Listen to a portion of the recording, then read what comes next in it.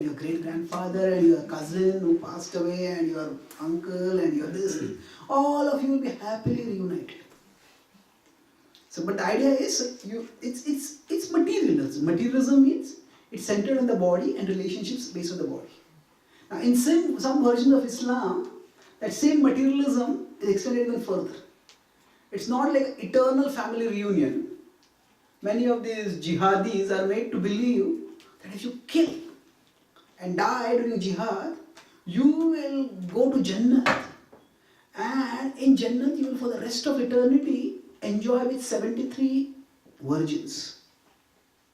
So now when they are laying down their lives, that is not out of love for Allah. That is out of love for those virgins. So what is happening? So it's basically, if there is no understanding of spirituality properly, religion can also be misused. So at one level, somebody is, I'll follow scripture and I'll do something. But they're doing something destructive because of that. So punya basically means we worship God, follow some religion, but the idea is God will make my life better in this world. And punya is not bad. Punya is definitely better than pap, but it is not the best.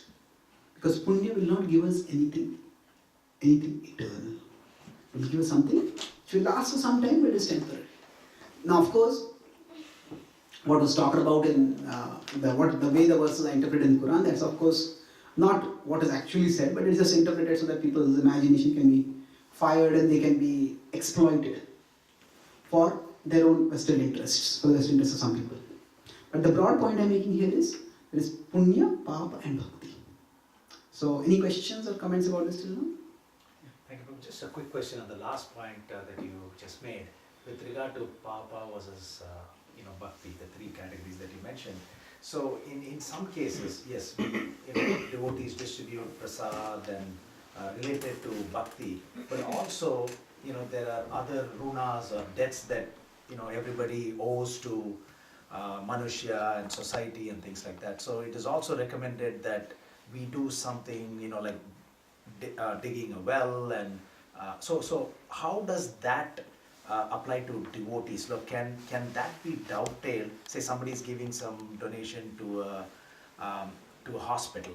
Can that be sort of dovetail to being spiritual if we think of Krishna and do, even though it's not directly spiritual but distantly connected to doing some activities that are meant to be done? Okay, excellent question.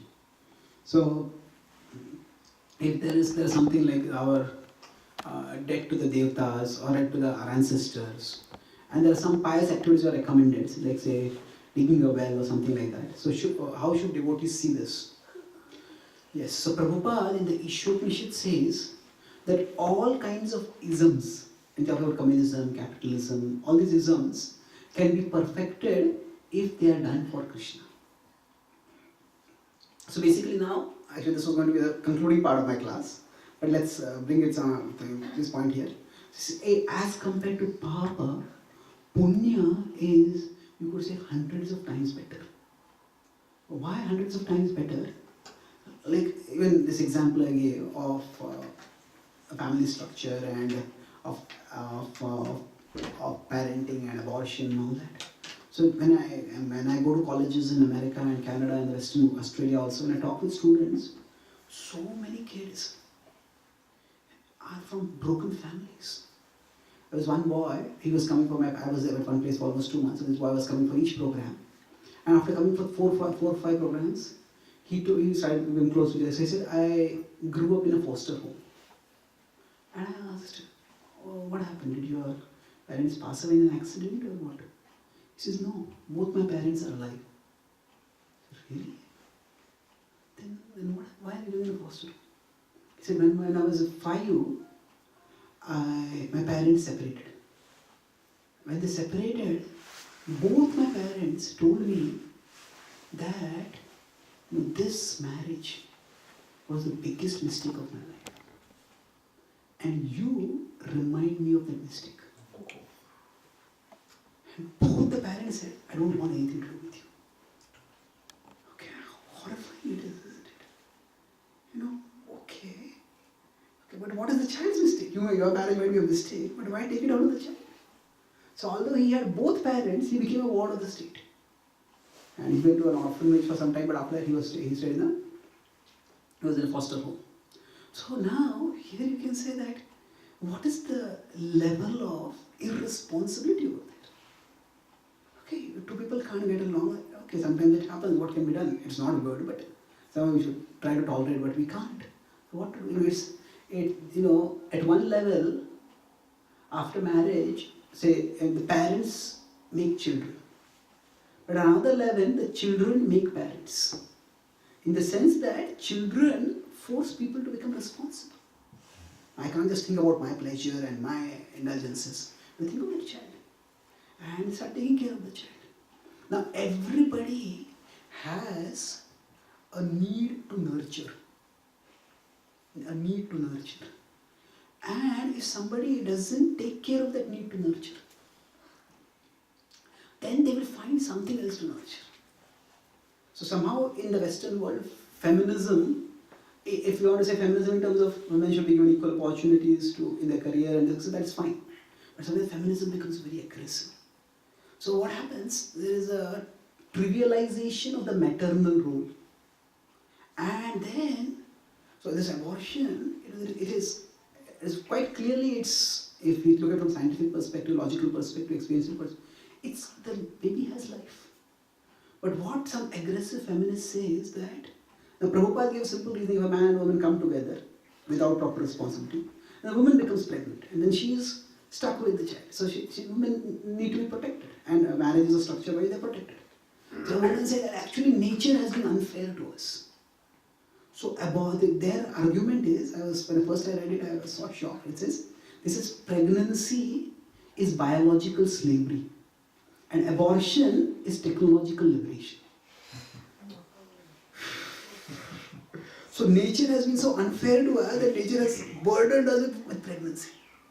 Actually, bearing a new life is a special privilege, and that privilege nature gives to women. And it's such a deep-rooted need. But when that is completely distorted, society can collapse completely. So, in many traditional cultures, if a couple doesn't have a child, they feel unhappy and they try various means to have a child. We have so many kings who do various yajnas. Even Ramayana, there is Dasharatha does various yajnas. So now, there are many women, they say, they don't like to say, I'm childless. They say, I'm child-free. Now, if somebody doesn't want to have children, that's okay. That's their choice. But to say, when you say it's child-free, then child is a burden. When we just let ourselves be completely governed by impulses, now, society will just not have its foundation at all. So, the point I'm making here is, say, they're taking care of the family. It's the basic functional unit for society. And now even if your family members don't become devotees, but still taking that responsibility is very important. And getting out of ourselves by that. If one takes care of one's family responsibility, that is punya. If somebody thinks that is all that is there to dharma, then that's incomplete. But we can't minimize or trivialize that. Same way, if we live in a broader social circle, then the whole principle of yajna is that if we take something, we have to give something. So if we are taking something from society, it's our duty to give something to society. Just like, say we take amenities from the government, then we give taxes to the government. So similarly, as far as charity is concerned, so sometimes if charity becomes a substitute for spirituality, or rather social welfare becomes a substitute for spiritual welfare, then that is unhealthy. But it's not that always it has to be a competitor for that. Sometimes it can be. There's one disaster relief organization whose slogan is God, in double quotes, God sends disasters, we send relief. It's a horrible way of looking at things. It is not that God is sending disasters. It is. Now, why disasters happen, you can get into a lot of analysis about that. But the point is, God is not the cause of the suffering of the world. God is ultimately the cure of the suffering in the world. So, now if somebody starts doing social welfare as a means of rejecting God, then that social welfare is unhealthy. So in India also there are some people who say Manav Seva hi Madhav Seva hai. Now okay, it depends on in what context we are saying it. If we are saying that people are starving and you just go to the temple and worship the temple and not take care of people at all, well that should not be done. In most Indian temples, wherever there is opulent worship of the deities, there is also abundant distribution of food. And anybody can come and take food in the Udupi temple, so many other temples. So we don't have to separate Manav Seva and Madhav Seva like that. So in Madhav Seva is not just going to temple and doing worship. Madhav Seva is a holistic culture which also includes taking care of human beings. We see in the Govardhan Puja, when the puja is done for Govardhan, Krishna says offer food to everyone, offer food to not just cows but all living beings, other animals also, and not just to Brahmanas, give dakshina and food, give to all people of all castes. So the point over there is that Madhav Seva is a whole culture which includes Manav Seva. But when Manav Seva is separated from Madhav Seva, you just do this, why do you need to do that? So some people, there was one person who was considered to be called a prominent spiritual teacher, he said, you Hindus, why do you water Tulsi? What do you get by watering Tulsi? If at all you want to spend time watering something, water a brinjal tree. You will get something to eat. Now this is completely utilitarian and there is no transcendental understanding that Tulsi Devi is a manifestation of the supreme goddess of fortune. And worshipping her. Now how much water are you going to put on Tulsi? Is Tulsi a competitor to some edible food? Hardly. So when Manav Seva is positioned as a competitor to Madhav Seva, then what happens? People say, why spend so much money on this? Spend money on this. But Madhav Seva is inclusive and these things can also be done within it.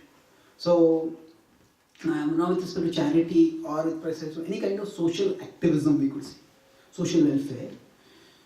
See, as devotees, we all have certain